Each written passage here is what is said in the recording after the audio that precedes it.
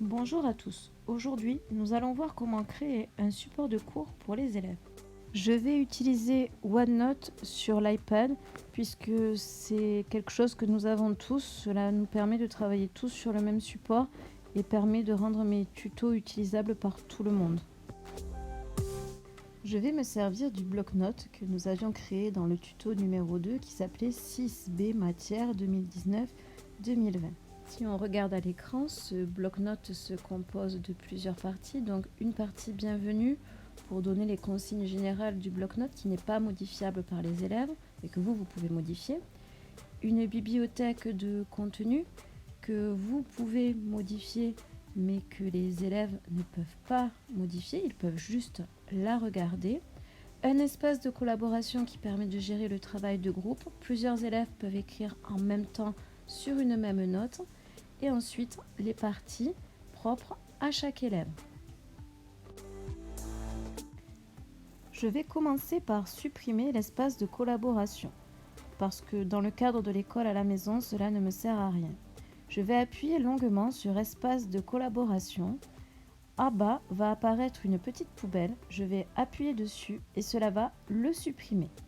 Vous remarquerez aussi qu'en bas, il y a un petit crayon qui permet de changer le nom de cette section si l'on souhaite. Vous noterez que toute suppression de l'espace de collaboration est irréversible, c'est-à-dire que si vous l'avez supprimé, vous ne pourrez pas le remettre par la suite. De façon générale, lorsqu'on effectue une suppression sur l'iPad, la suppression est de toute façon irréversible, donc il faut bien réfléchir avant de supprimer. On va commencer par s'occuper de la section bienvenue.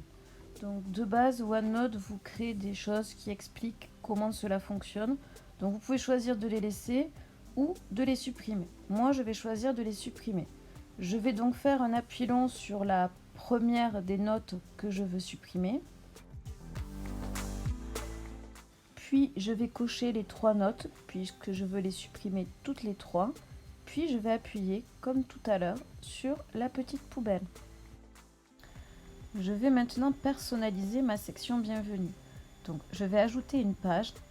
Je vais mettre un titre. Cette page, il suffit d'appuyer à l'endroit qui est vide au-dessus de la date et de l'heure et d'écrire. Et cela donne automatiquement un titre à la note dans la colonne de gauche, si vous regardez là à l'écran. Donc j'écris tout ce que je souhaite.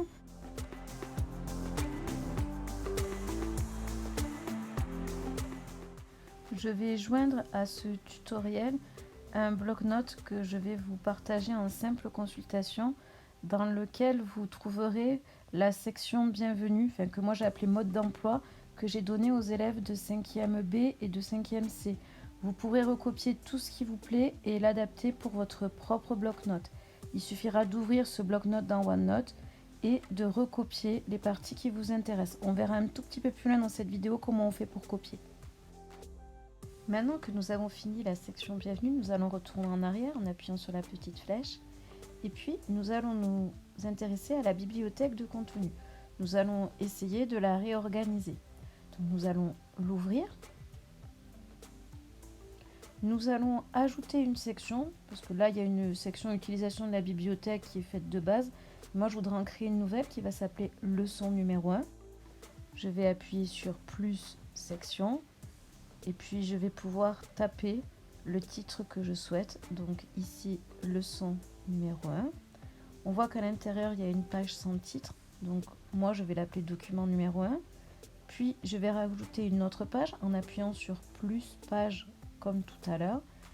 Et ainsi, petit à petit, je vais remplir ma section. Vous voyez à l'écran un enregistrement. Donc d'abord, j'ai créé le document numéro 1. Et ensuite, en rajoutant une page, j'ai créé le document numéro 2. Lorsque vous avez fini tout cela, vous pouvez revenir en arrière en appuyant sur la flèche en haut à gauche, comme d'habitude. Donc, si vous avez bien compris, tout ce que vous avez mis dans la bibliothèque de contenu, les élèves peuvent le voir. Peut-être allez-vous vouloir préparer vos cours en avance et ne pas donner accès aux élèves tout de suite à ce que vous avez préparé. Pour faire cela, il va falloir créer un bloc-notes auquel vous seul aurez accès.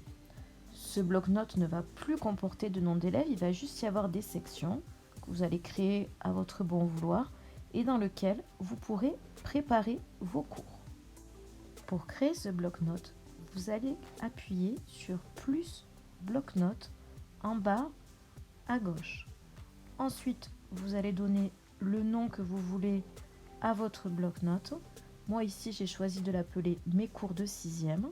Il ne vous reste plus alors qu'à appuyer sur créer. Maintenant, si vous regardez à gauche, j'ai deux bloc-notes ouverts, celui de ma classe de 6B et en dessous, le mien, personnel, mes cours de 6e, dans lequel je vais préparer en amont ce que j'enverrai aux élèves de 6e. Dans ce bloc-notes personnel, je vais commencer par changer le nom de nouvelle section. Je vais faire un appui long, je vais cocher comme tout à l'heure et cette fois-ci, je vais appuyer sur le petit stylo et je vais changer le nom.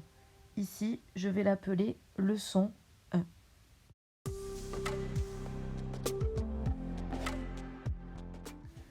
Je vais remplir cette première page, donc je lui mets un titre. Ici, je l'appelle partie 1 de la leçon. Je vais pouvoir écrire du texte au clavier. Vous pouvez mettre en forme ce texte en allant dans la partie accueil. Il y a tous les outils habituels de mise en forme de texte. Je vais aussi pouvoir insérer différentes choses. Donc, première chose très intéressante, je peux insérer une image. Donc voilà, je la sélectionne, j'appuie sur OK et elle va s'insérer dans ma note. Je peux aussi insérer une vidéo, c'est assez simple, il suffit de coller le lien YouTube et la vidéo s'insère automatiquement à l'intérieur de la note. Nous allons maintenant insérer un document. Il faut appuyer sur Insertion, Fichier. Il faut faire attention que le curseur soit bien positionné sur la page, sinon ce menu risque d'être grisé. Le curseur, c'est le petit trait qui clignote et qui permet d'écrire. Dans le menu qui s'ouvre, votre document sera peut-être parmi les documents récents, sinon vous allez appuyer sur Explorer, puis sur Emplacement. Ensuite, si vous l'avez sur votre iPad, vous y aurez directement accès. Si vous l'avez mis sur OneDrive comme moi, vous allez appuyer sur les trois petits points, puis sur Modifier. Vous allez rajouter OneDrive, puis vous allez appuyer sur OK. Et ainsi, vous pourrez accéder à votre dossier OneDrive. Et là, ici, par exemple, je vais insérer le document PDF qui s'appelle Documents. Je vous conseille d'ailleurs d'insérer dans un premier temps des documents en PDF. Ce document, je vais pouvoir en insérer une impression sur laquelle les élèves pourront écrire. Donc je vais appuyer sur le document, je vais appuyer sur Impression. Alors là, il faut savoir que c'est une image que les élèves peuvent éventuellement faire bouger, ce qui est gênant s'ils écrivent dessus. Donc le mieux, c'est d'appuyer sur le document, puis sur la petite flèche comme vous voyez à l'écran, et ensuite d'appuyer sur Définir comme arrière-plan. À partir du moment où c'est défini comme un arrière-plan, ils ne peuvent plus faire bouger l'image. Donc s'ils écrivent dessus, ça ne va pas se décaler. Le document que je souhaite diffuser aux élèves est maintenant prêt. Je vais pouvoir le recopier dans le bloc-notes de la classe. Donc pour recopier, je fais un appui long sur la note que je souhaite recopier. En bas, ensuite, j'appuie sur le rectangle avec la petite flèche et puis j'appuie sur Copier. Maintenant, il va falloir que j'indique où est-ce que je veux le mettre. Donc, je reviens en arrière dans mes blocs-notes en appuyant sur la flèche comme indiqué à l'écran. Je vais sélectionner 6e B matière 2019-2020 et puis je vais le mettre dans la bibliothèque de contenu. Ainsi, les élèves de cette classe, prix numéro 1, prix numéro 2 et prix numéro 3 pourront le consulter. Je le mets dans la leçon numéro 1 de la bibliothèque de contenu. Maintenant, si je retourne sur le bloc-notes des 6e B, je vais dans la bibliothèque de contenu et j'ai la partie 1 de la leçon que j'ai recopiée depuis mon bloc-notes personnel. Cette vidéo était un peu longue, mais j'espère que tout est clair. Donc, grâce à celle-ci, vous avez normalement appris à créer des documents et à les insérer dans la bibliothèque de contenu, dans la partie que tous les élèves peuvent consulter. La prochaine fois, nous verrons comment distribuer un document à chaque élève afin qu'il puisse le modifier. Je vous dis à bientôt et bon courage.